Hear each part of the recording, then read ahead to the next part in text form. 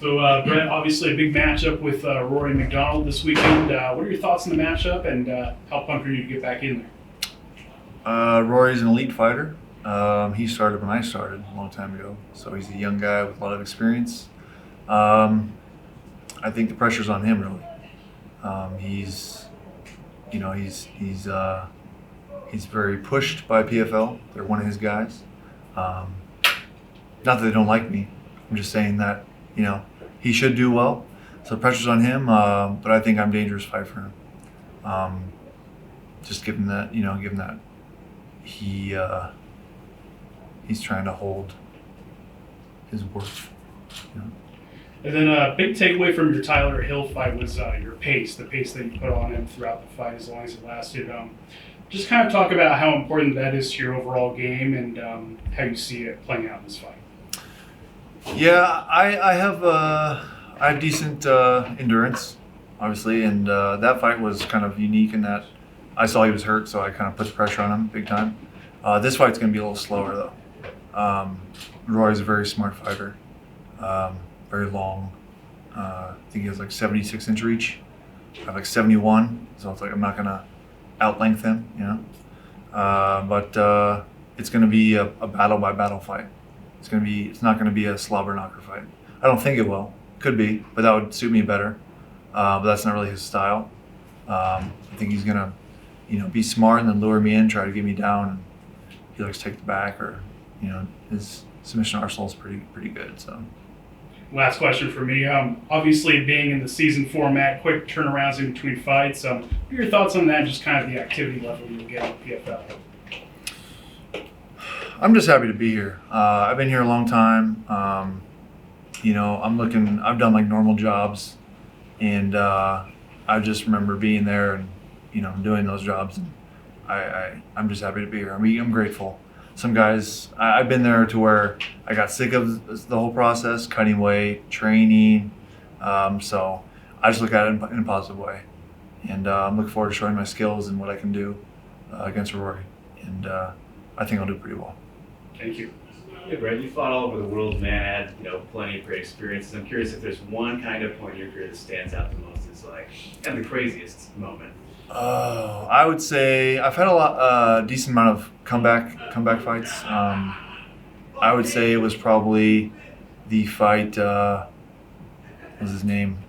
And it was in Bellator, probably like 2012. I was getting beat up the whole fight, and I came back. And I won that fight. It was in California, in Pachanga. I think it was Bellator 92. I forget his name. He was fought at American Top Team, but I wouldn't. That would be. I can't even think of his name. I'm sorry. Dan Kramer. Yeah, fought Dan Kramer. That was like pretty epic comeback for me. It was pretty emotional because all my family was there, that always sticks out. I mean, you've got so many great guys too. Mama Kalinov, Shalemenko. Like, who stands out for you as maybe the toughest opponent you've had out of all these great guys? If you want to go just toughness, I would say Shalemenko is probably the toughest guy. Is he the best? Maybe not. But that guy he's just like an elite soldier. He's not going to give up. If you're going to choke him, you're going to choke him out. If you're going to submit him, you're going to break something. How he's done with, Gegard Mousasi and other top guys kind of makes me feel better about myself, about my performances with him. I've always been this close to beating him. And, I would say he's the toughest guy. What do you think Rory's going to rank amongst all these guys? I mean, he's up there for sure. He's super tough. Everybody knows his fight versus Lawler, although I'm sure he doesn't like it. He went until his body couldn't take anymore, and you can't ask any more from anybody. I think I'm a little hungrier just because of the. I don't know as much money as him. If I had as much money as him, if I win the season, I'll be okay. Yeah, But I think he's done his success. It will be his disadvantage for this fight.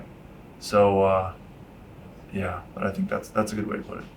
A lot of people says that he's not the same fighter as that fight with Lawler. It was that type of fight that changed a fighter's life.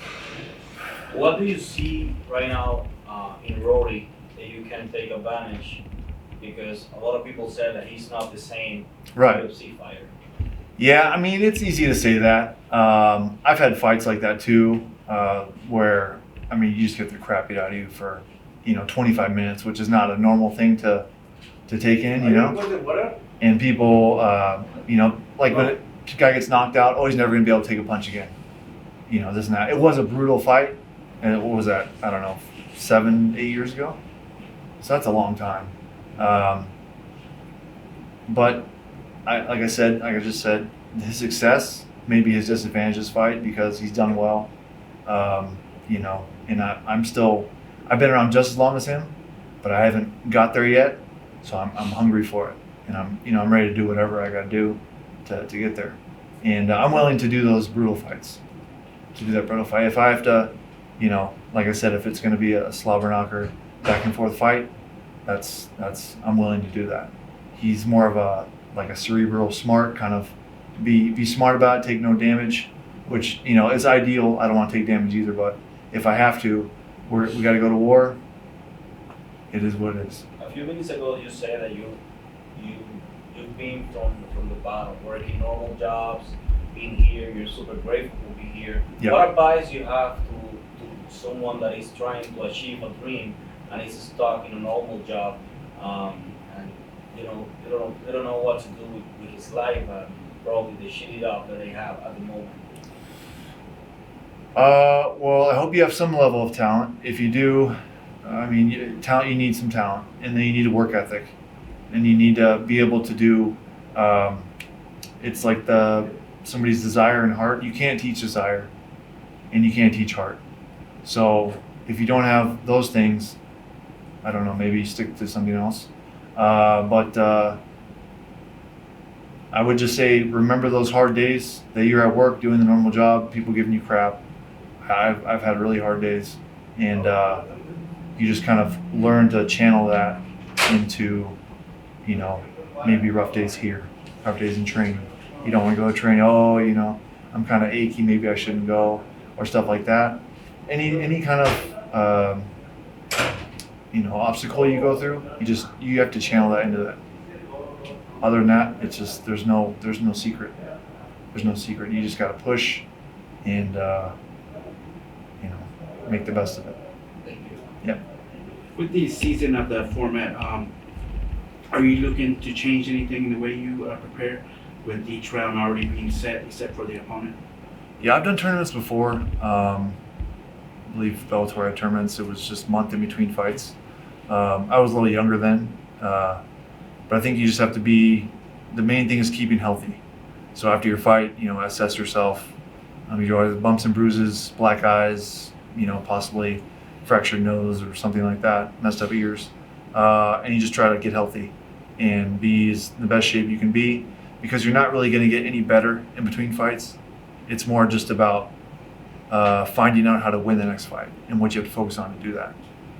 That's And not overlooking Rory, it is a big task at hand. Have you thought about Ray Cooper and what are your thoughts about him? They just asked me, we're going to have to fight for the Cooper name. Yeah, that'd be pretty funny. He's a very, very dangerous fighter. He's the guy that, he's kind of like a Melvin Manoff. You're going to go in there and you're going to come out with some lumps. He's a dangerous fight. I don't really know what else to say about that. If I get to him, it'll be good anyways. I'll be getting that far. If I get past Rory, then I have to do him next. It is what it is. It'll be a pretty hard, 3 months, but that's what I'm here for.